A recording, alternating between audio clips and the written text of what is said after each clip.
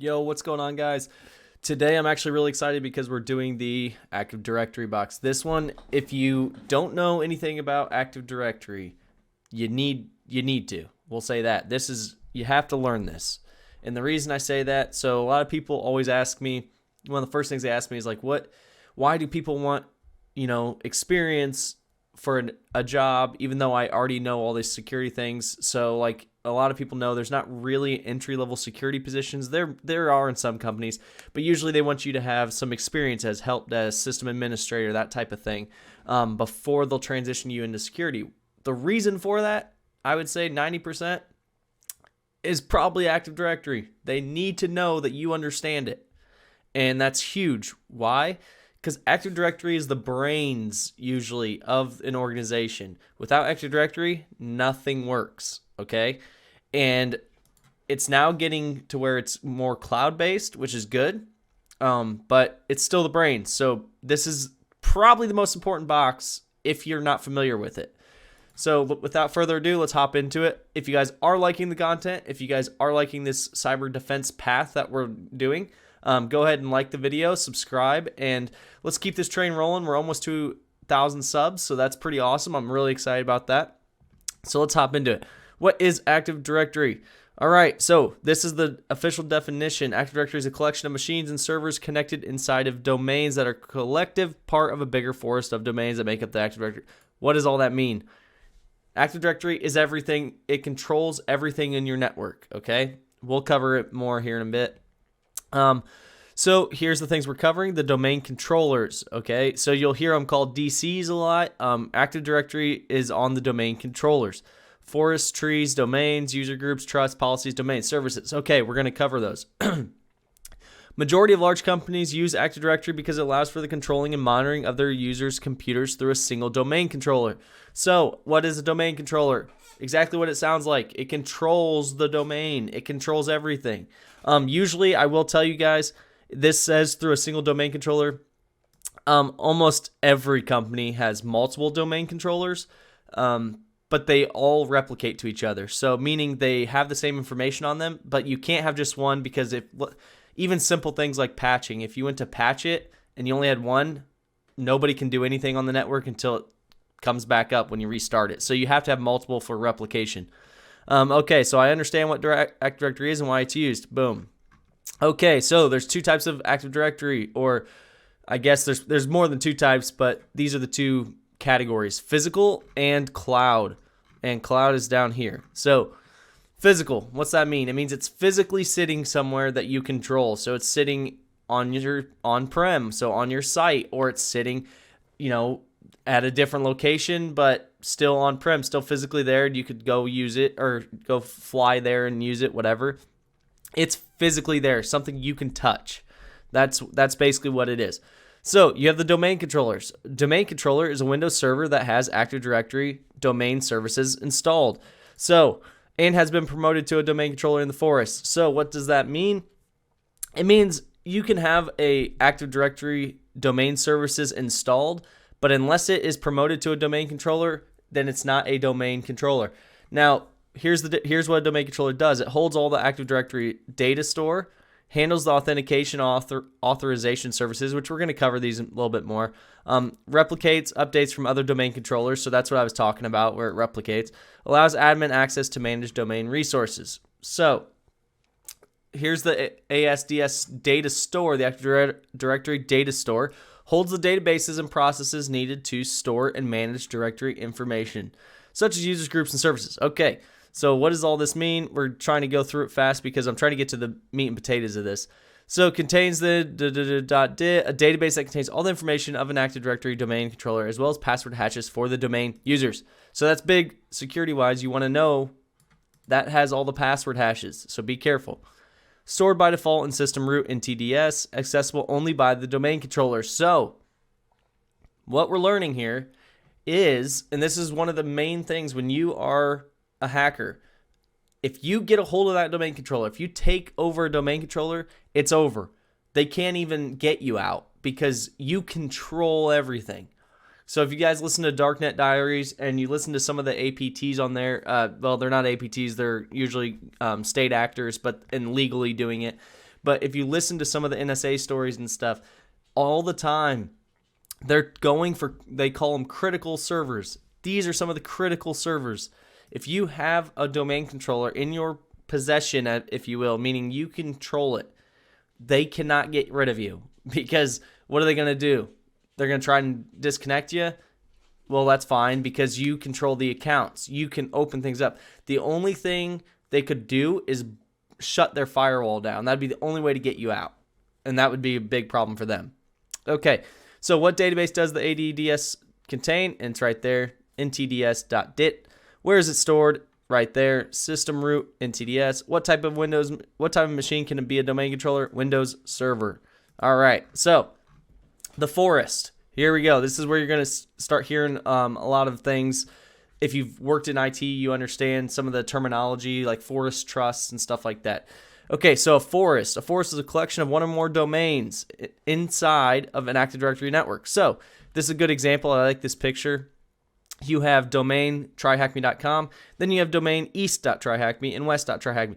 And you notice these all have their own infrastructures. So this is an Active Directory, this is an Active Directory, this is an Active Directory, and they're different Active Directories, but they all sit under this forest, meaning that they all have a trust built together, meaning that even though these all have different processes, services, users, groups, and things, they all sit together in a forest. So it's probably one company, right, that uses it. So we got trees. That's what we just covered. Those three are the trees.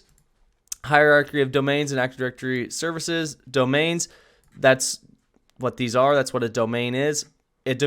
Realistically, a domain is just a group of information. Okay, so keep that in mind. Don't think of it too much as like the domain is east.tryhackme.com. That's just the name of the domain. The domain is everything that's included in it. It's just information that's included in it. Groups, users, service accounts, all that stuff. Okay, OUs. These are containers for groups, computers, users, printers, and other OUs. These containers allow you to actually edit what permissions they have and things like that. It's a way to manipulate a large group of, whether it's computers, users, whatever, in one setting without having to move them around or individually set that, because that would be a nightmare. Trusts allow users to access resources in other domains. So for instance, this domain right here, east.tryhackme, it might be its own domain and it might have its own users, its own authentication, and its own everything. But if there's a trust built, these two can actually talk to each other, meaning people over here at tryhackme.com can actually use east.tryhackme.com stuff and vice versa. Now we're going to cover trust a little bit more, so we won't dive too much into it. So objects, these are what you're manipulating. So users, groups, printers, computers, shares. All right, and then the services, we're going to cover these two, DNS server, blah, blah, domain, and then the schema, rules for object creation. All right, so what is the term for a hierarchy of domains? That's a tree. What is the term for the rules of the object creation? That's a schema. So a schema is just the rules. It's what you change to allow it basically to do what you say. It's a rule, if you will. So you create the rules. Remember that. What is the term for the containers for groups, computers, users? And that's OUs, or organizational units. And if you ever hear me say it, I have a really bad habit of calling OUs operational units, and I don't know why. For some reason, my mind associates that. So if you ever hear me say operational units, I apologize. It's organizational units, but I always say that. Okay, users overview. This is pretty simple. It's the users, but there are different types of users. So these are the users. You have domain admins. This is the end all be all. This is if you're a security administrator or whatever, you are probably a domain admin, meaning you control everything. You have admin access on the domain controllers. This is huge because that means you can manipulate everything. Okay.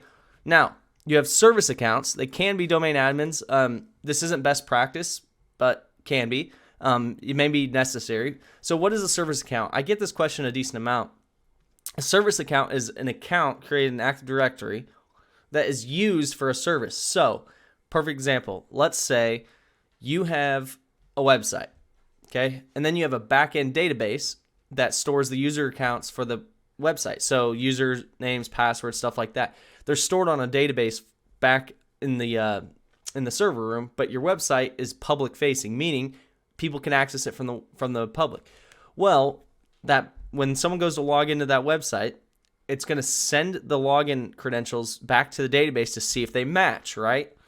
Well, when it does that, it has to talk to each other. It has to log into that to check. Hey, you can't just have the SQL database allow anybody in, because then anybody could just go, hey, I want the users and passwords. So you use what's called a service account to authenticate. So the service account has a username and a password that both people know, meaning the website knows and the database knows, and it logs in and requests that information. Another way you can do this, and I'll show you when we get on here, is you can have check your services on your computer, and they'll say logged in as or whatever. And on your computer, they're probably all just logged in as itself as the local host. But on a enterprise computer, meaning on a company computer or server for the most part, you'll see the actual accounts there. That's what they're logged in as. My dogs are freaking going nuts. They're logged in as actual user accounts. So those are service accounts. Now, local admins, these are people that can control, like, for instance, your help desk. They can log into other people's computers and manipulate some things, but they can't access the domain controllers. Now, one thing I will tell you best practice-wise, I wish they'd go out there and do that. One thing I'll tell you best practice-wise is, even if you're the same person, if you're a domain admin and you need local admin access, have 2 separate accounts, because you should not be using your regular domain admin account that can log into the DCs for everything. Why? Because you don't want to risk that account getting compromised for anything. So only use that account to log into the domain controllers. That's just personal opinion, not something that I would say, that's probably a company policy. Now, domain users, these are just your everyday users. They are in the domain, meaning you have an account created for them and they can log into it, but they're just regular users. They don't have any privileged access typically. Now, groups, security groups, these are groups that you can put people in. You can change all their security features, what they can and can't do. A lot of people in, like, for instance, I used to work in top secret environments. Some of the things that those computers have, and this is public information, but one of the things that secure environments have in their computers is, like, you can't turn off the computer. So, like, if I went down here and I click start, there's no button to restart or turn off the computer. Now, the reason for that is because we don't want people to be able to do that. Now, a lot of people say, well, that's weird. Why would you not want someone to be able to turn off the computer? Well, think about it from a perspective of, if an attacker got a hold of one of those accounts, okay? If an attacker gets a hold of one of those accounts, he's logging in from somewhere else. He's not going to be sitting in our building because it's a classified area. He has to have a badge and everything else to get in. He doesn't have all that. So he's going to be logging in from far away, right? From a network. Well, can he physically push that button from far away? He can't. So what that means is he's going to try, if he does have access to that machine, to turn it off or restart it, right? To get rid of the RAM, whatever's in the random access memory. He's going to be trying to do that. Now, he might not. But most of the time, that's what you don't want to happen. You don't want whatever occurred, whatever in that temporary memory, to be wiped. So, in this case, it's pretty simple. You make it so he can't turn it off from afar.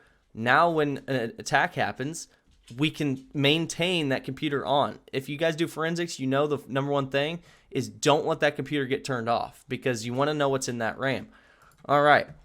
Now, there are a lot of default security groups, so I won't be going into too much. Okay, perfect. Yeah, we're not going to, you guys can read these. These are just default security groups. You can edit these as you will. Like when you're in there, you can actually edit them and things like that, but we're not going to get too much into it. What type of group? Specify user permissions. Security groups. Which group contains all workstation servers? That's domain computers. Which group can publish certs? That's cert publishers. Pretty self-explanatory. Which user can make changes to a local machine but not to a domain controller? Local admin. Now, one thing I'll say, guys, is these are the default security groups. You may, if you have an account, you may be a part of a lot of these groups, or you may be a part of just one. It depends on what account and how your structure is laid out. So, for instance, some companies, to keep separation of duties, might say, okay, well, you're a domain user, so you have regular user rights, and then if you want to, let's say you're an admin, if you want to mess with DNS, you have a DNS admin account, and that's all it can do, right? And you have to log into that one. Things like that versus some sites might say, well, you're an admin, so we're going to give you all these security groups, and you can just go to town on it. One thing I'll tell you is permissions get a little wonky if you give everyone over permissions, or if you give them too many permissions. They can interact with or interrupt each other, so keep that in mind when you're messing with them. You want to keep, security-wise, I would say keep least privilege. That's the best way to do it, meaning only give people what they need. Which group has their passwords replicated to? Read-only domain controllers allowed. RODC, read-only domain controller password replication group. Pretty self-explanatory. Okay. Now, trusts and policies. Here we go. So here's where the trusts come in. So you remember I was talking about the East, the West. So there's two types. There's directional, meaning East can talk to try hack me. West can talk to try hack me. They can go one way, right? But they can't talk to each other. But then there's transitive. This is where, hey, you trust tryhackme.com, so therefore I trust you. So now East and West could talk to each other theoretically because they have the trust built. And now this is only showing 3, but if you have 10, 20 different trusts built and you have transitive set up, you can all trust each other is what it means. Now, there's ways to manipulate that. It's not going to be, they're not all going to be like that. Just because you go, hey, well, I want a transitive trust, you can now talk to everybody. That's not how it works. You got to set it up. There's settings and things like that, what you can and can't talk to, how information flows, stuff like that. So this is a very simplified way of doing this. I'm just trying to explain the process and the thought process when doing this. All right. So domain policy overview. Policies are a big part of Active Directory. They dictate how the server operates and what rules it will and will not follow. So these are the policies you're going to put in place. Policy is exactly what you think it is. It controls what you can and can't do. You can think of policies like domain groups. So you can think of it as the domain groups are for people. Policies are for machines. So think of it that way. Except instead of permissions, they contain rules. Instead of only applying to a group of users, the policies apply to a domain as a whole. So think of it that way. The groups that you saw earlier, you can dictate, hey, this person's in this group, you do this, right? This is going to do whatever domain you control. Now, a lot of companies, especially larger companies, control a lot of domains. So that's where the forest comes in versus a tree. A tree is one little domain. That's where a policy applies to this domain. So let's say you have a domain specifically set for this little company you own, right? You add a policy in place, like for instance, disable Windows Defender. That's something you can add as a policy. Now, everybody in that little domain has Windows Defender disabled, but your whole company doesn't, just that little company you own over here. So keep that in mind. That's kind of how it works. So now, what type of trust flows from a trusting domain to a trusted domain? That's directional. What type of trust expands to include other trusted domains? That's transitive. All right, so now we're hopping into Active Directory, domain, services, and authentication. But before we do, guys, I want to go ahead and give a huge shout out to today's sponsor. It is Manscaped, who's the best in men's below-the-waist grooming. The products are precision engineered tools for your family jewels. Again, I tell you this every time, but I honestly believe in this product. There's very few products that I would get sponsored by that aren't cyber related because I feel like that kind of is the theme. But this is something I actually do use. I have multiple of them, and that's why the Lawnmower 4.0, amazing. I'm just going to say that. It is a game changer in men's grooming. I will say that. I know it's a men's product. I actually would recommend it to women too, if for same thing. But I think it's a huge, huge product because I don't know anything about razors, right? I don't know how they made it different than other people. I'm going to be honest with you. I mean, they sent me the specification stuff, but it means nothing to me. I don't know how they made it that way, but somehow it doesn't nick me the way other groomers products do. So whatever they're doing, it's working, and I really appreciate it. And that's why I'm okay with sponsoring them, because I actually do believe in their product, and I think you guys should too. Now, if you use code Stuffy24 at checkout on manscaped.com, you get 20% off and free shipping. So that's a huge, huge difference because the shipping can get pricey when you start adding up, like if you get their boxers and stuff like that. I use their boxers as well. I think they're very equivalent to Under Armour boxers if you've ever used them, the compression boxers. I really like them.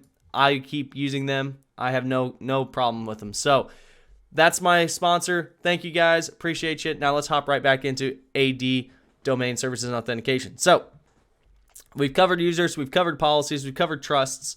Now, what about the actual services that an AD can provide? So keep in mind, domain controller controls the domain, but AD can still provide services. So what that means is you could do things like LDAP, Lightweight Directory Access Protocol, provides communication between applications and directory services. So LDAP will allow you to have your applications authenticate with AD. So that's a nice feature because now I have an authentication service for applications that I'm going to pull in rather than them have to create their own and try and figure it out. Now, certificate services. This is pretty nice. It depends on how big your company really is because here's the thing. You have to be a trusted certificate authority to really validate, to have your validation go global, I guess you'll say. But if you're doing internal applications and things, you can validate your own public certificate or certificates. Therefore, you can use your own internal apps, and this will provide certs for you, which is huge because you don't have to go get them registered and all that. Because that's a pain, especially when you have to yearly renew them.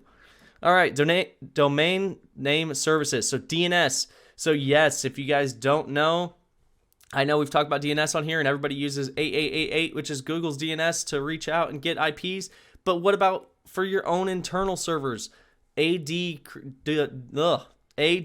or Active Directory will allow you to do DNS on that server. So every time you build a server, you put the IP in on DNS, and now everyone in that domain, if they ever want to access your server, whether it's internal or public facing, they just type the name of it. Like, let's say I make a website, stuffy24.com, right? And it's running on my network.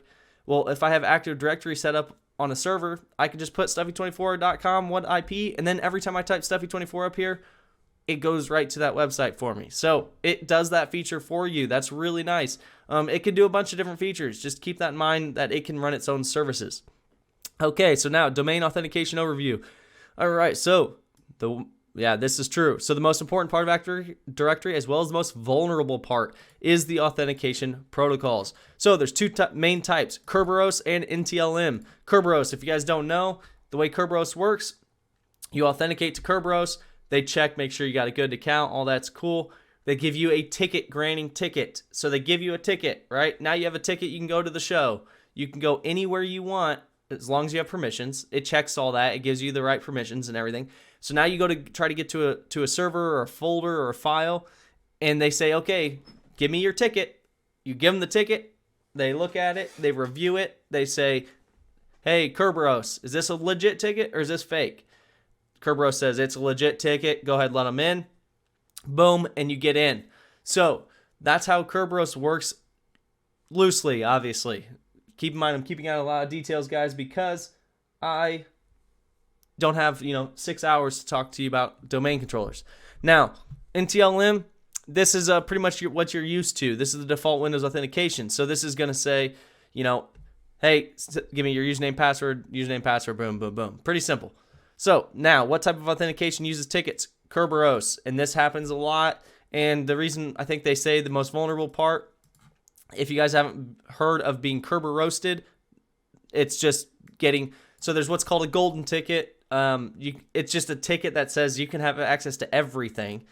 There's ways to manipulate and get a golden ticket, and if you get one, now it doesn't matter what your permissions are and things like that. You have a ticket to everything. So that's a scary thing with Active Directory.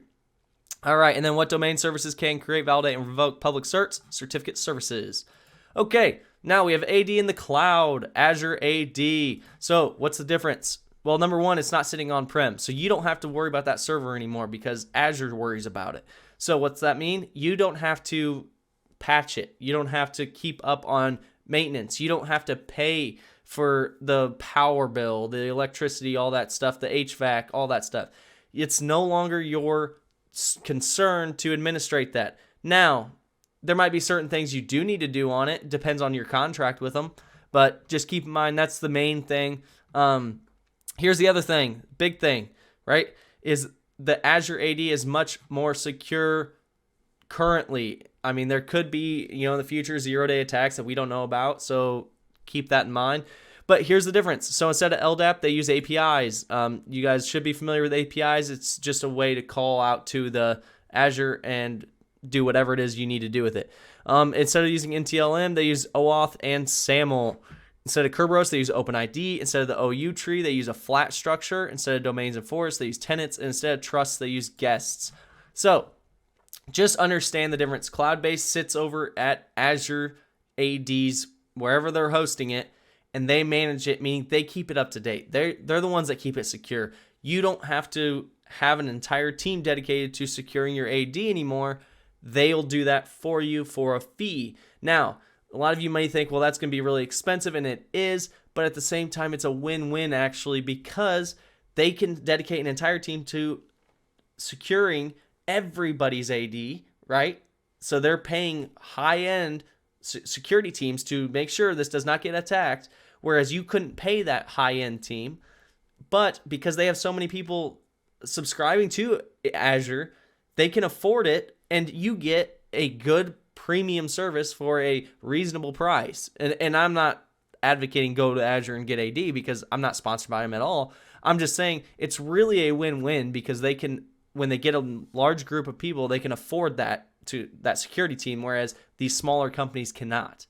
All right, so what is the Azure AD equivalent of LDAP? And it says it right there, REST APIs. What is the Azure AD equivalent of domains and forests? Tenants. And what is the Windows Server AD equivalent of guests? Trusts. Okay, now we're on the hands-on lab. Hey guys, we're back. Sorry, the machine took a little while to get up. All right, so you can see here, these are the actual, if you ever seen Windows Server Manager, these are the services running right now. Perfect. All right, so let's minimize that. So what we're going to do, and we're going to follow the steps here, we're going to go ahead and change directories. We're going to CD into downloads, and they have what's called Power View. And it's a way to there's a cheat sheet on it that they give you here, and I'll pull it up. You can see, here's the cheat sheet. It's just it says right here, the major overhaul, new function. It's a way to get some information from PowerShell, from the Active Directory it's going to pull from. It's a pretty good tool, pretty easy. I would recommend favoriting if you're working in AD environments and things like that. It helps out. Let's see if this thing will work. There we go. So this domain controller is very slow, I'll tell you that. So now we'll go into downloads. All right, and then we'll say PowerShell EP bypass. So this bypasses the execution policy stating that you can't execute. We're going to execute. So we bypass the execution policy. And then we hit this and power. If I can type power, it's also delayed. I know you guys can't tell, but it's delayed, so it's kind of hard to type sometimes. All right, so this will import it. There we go, it's imported. So now we should be able to run commands. So I'm going to run some of these commands they give you, but I'm going to do it by answering these questions. So deploy the machine. What is the name of the Windows 10 operating system? So let's do the get net computer full data. Select operating system. Now, if you guys are familiar with Linux, you know what a pipe is. So it's very similar to that. There you go. So Windows 10 Enterprise Evaluation. So that's the name of the Windows 10 operating system.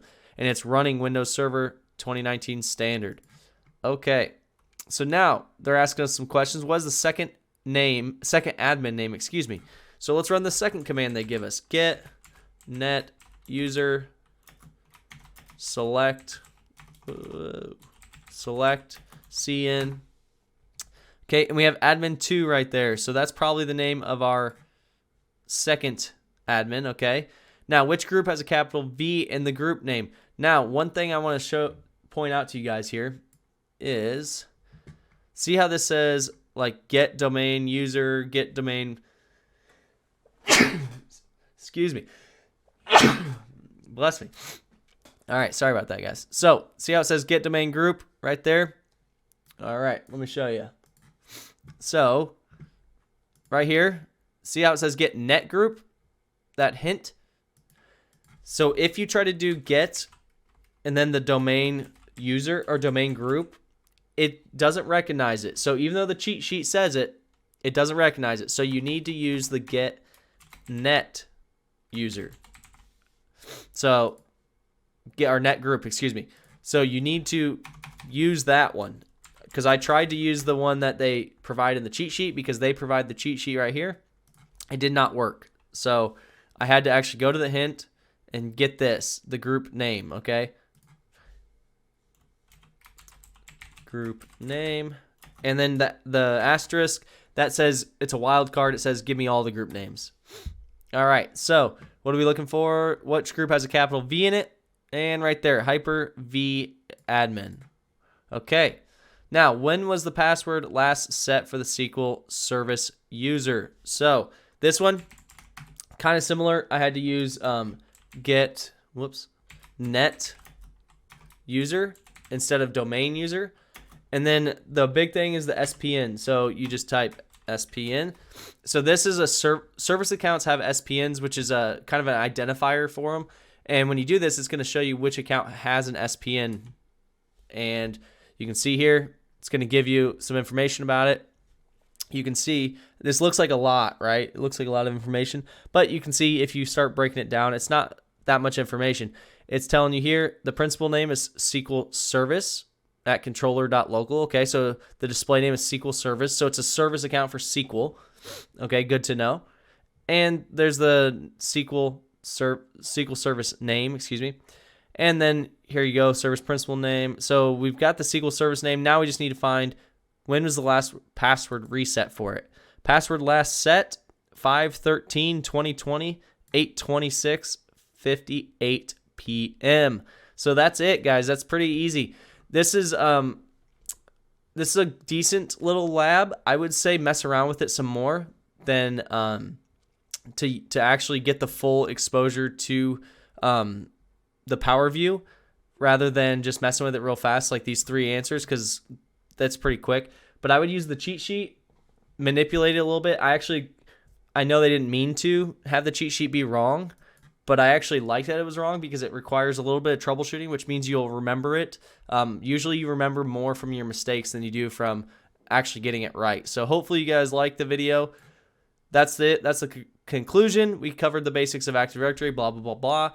And I'm telling you guys, this is the most important video if you don't understand AD. If you do understand it, obviously this video is just kind of a refresher, but you want to understand how AD works because it's the brains. If you don't have it, there's other methods, but they're not as effective or as popular in use. So pretty much every company you do a pen test for, or whatever, you're going to see an AD. So that kind of is your goal, right? From a pen test perspective, it's great. You got on a machine, you got someone to click a phishing email, all that stuff. But the goal is to take that domain controller. If you can get it, you got control. You got it all, baby. But keep in mind that also is ethically the goal, not illegally. So do not do anything illegal. I don't condone it. The channel doesn't condone it. We'll never do that. I appreciate you guys. I hope you guys have a great day, and thank you guys for watching.